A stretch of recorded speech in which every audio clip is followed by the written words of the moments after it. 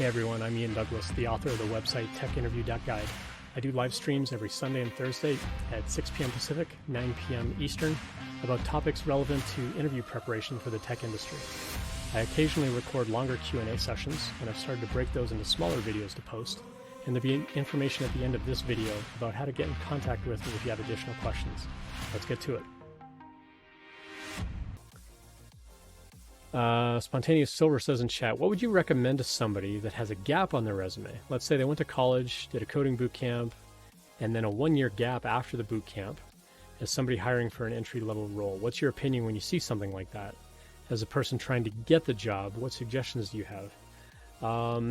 By the way, I followed you on Instagram for a while, and I love the photos that you were posting.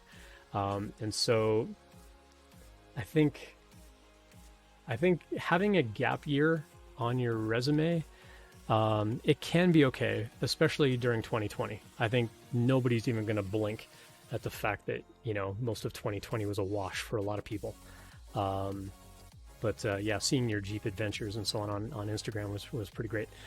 I would say the best way to sort of spin that is just say, like, you know what, we were under quarantine. So I spent some time just working on myself, taking a rest after boot camp because, I know the boot camp that you went to was super intense. Needed to take some time off and wanted to recharge. The thing that you need to show is that in that year that your skills did not go stale, that you are still every bit as capable a developer as you were the day you graduated. And so, for example, if I were to go look up your GitHub history, is there a giant gap on your GitHub history? If there's a big giant gap on there, that's going to make it much harder for me to believe that you've kept your skills sharp. So if you've been working on little side projects, if you've been working on open source and things like that, where I can actually see, the work that you've done over the past year that you weren't employed, then I'm not going to care that you took that year off. But if you took that year off and you're like, yeah, I just decided to kick back and have these adventures and I got all these cool pictures on Instagram to show for it, they're like, yeah, but what about all this tech skill that you've got? Like, do you still remember all of that stuff? Or are you going to have to spend like several months ramping up? Like, is your onboarding going to be much slower because you've got to kind of get back into that groove? Or have you been keeping those skills sharp? So as somebody screening that resume, I'll give you like a couple of impressions because you asked several questions in there. If you have a gap on your resume, you could start by just saying like, yeah, 2020 happened. I finished up my boot camp and there were no jobs. And so I took some time off and, just wanted to spend some personal time. And, I worked on these projects, kept my skills sharp, but I was really just focusing on myself, learning about myself. Now it's 2021. I'm back in the game. Some may questions like, okay, well, a lot of companies were hiring like early in 2021. Like, why was it a full year? And so you just have to be prepared with an answer. It may not come up, but it may come up. And if it comes up, you have to have an answer for it. And I would say I wouldn't worry too much about what that answer entails, especially if it entails 2020 and just took some time off. You could say, you know what, 2020 happened and I wanted to spend time with family and just, really focus on spending that quality time, with friends or family or whoever, and just focusing on that. That would totally be an okay explanation. But as a technical manager, then reviewing your application, reviewing your resume, reviewing your GitHub and your LinkedIn and things like that, I would still want to see that you've been keeping your skills sharp. Because if you haven't, that's going to be a much harder sell to me that you still understand all those things. And so my recommendation to you is like, if you haven't been doing that, get on it. If you have been doing it, great, then you're fine. Just keep applying for those jobs and keep that networking going. And if there are people that I can make introductions to, you know how to reach me on LinkedIn, or you can do a bang LinkedIn in chat, and that'll show you information about chat, about how to find me on LinkedIn and YouTube and Twitter and all those places. So you can just do a bang help in the Twitch chat, and it'll give you like a whole bunch of other like bang commands that you can do to find out all kinds of info there to get in touch with me. So the first one is, what would you recommend to someone that has a gap? That would be like, well, how are you going to explain that gap? That would be the first one there. What's your opinion when I see something like that?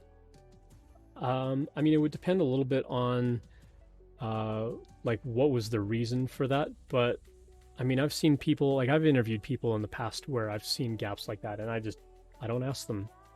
You know, sometimes it's none of my business. It might have been a health concern. It might have been, you know, like mental health concern or a physical health concern. Like it's none of my business. I don't necessarily need to know. I just need to know, like, are you current with your skills? Do you have the skills I need for you to come do this job?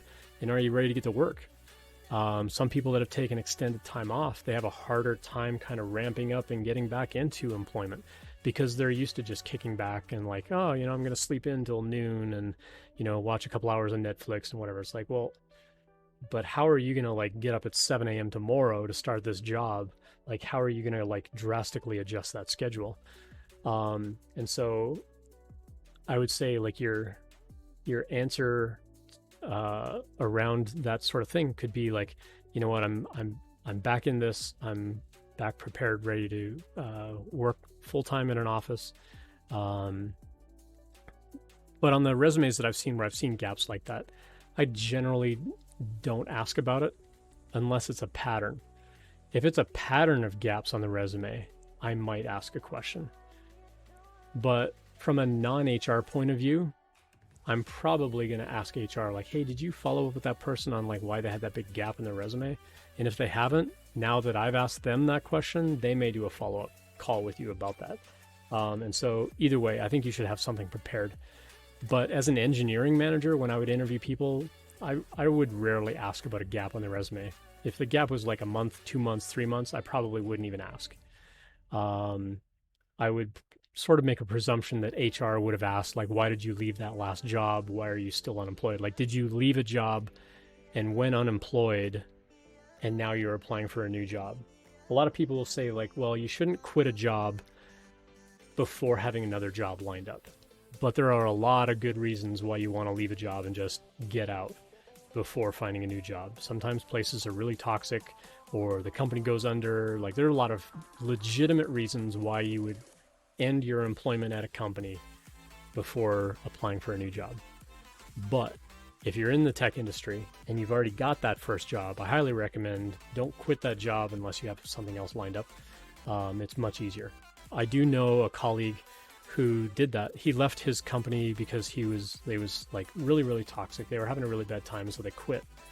Well, the next thing they know, had been over a year. And by that point, they were applying for jobs and they weren't getting phone calls back. And so I met with him and he's like, what's going on? And I'm like, well, it's probably at a point now where you seem like you're unemployable. Like you had this history of employment and then you left that job. Like if it had only been a couple of months and you had applied right away, it might have been different. But because he waited quite an extended period of time before applying for new jobs, and again, this is my recollection of it, he went an extended period of time, that by the time he did start reaching out to people and trying to start that job hunt all over again, people were looking at his resume going, well, you've been unemployed on purpose for a long time, and we don't really see like skills being kept up and things like that. And so it actually made it much harder for him to get an interview. But he landed a job, and then he was fine after that. But it took a really long time for him to get that next job because it had been more than a year. So hopefully that'll give you like a handful of things there. As a person trying to get that job, I think I answered that.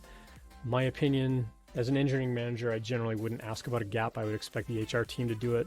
Their impressions of that would be a good question to pose if I get more HR people on the stream.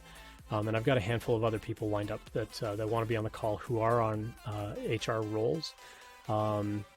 I think that would be a good one to pose to them. So I will make a note of that after we wrap up here, so that I can specifically ask them that question. Like, hey, if this scenario happened, what would you do as an HR person? Like, would you just pass on them and not call them at all?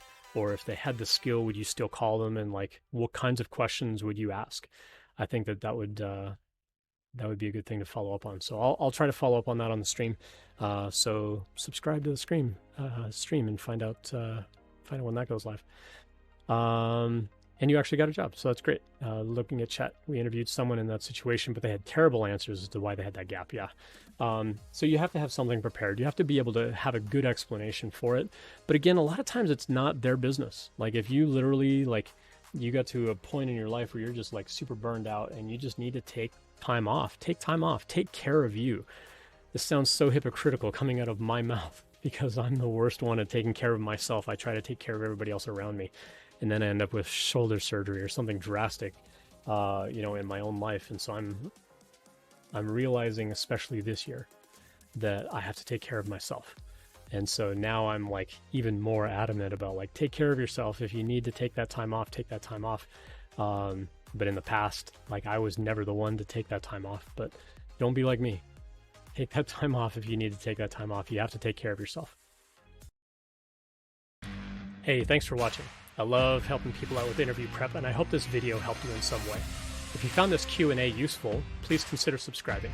You can follow me on Twitch as well for the live stream twice a week. Check out techinterview.guide/streaming for more information. I also have a daily email series that you can subscribe to on the website. There are never any ads, and when you finish the series, I scrub your information out of my database permanently. Finally, if you have a question that you'd like answered on the stream, you can find my contact info on techinterview.guide.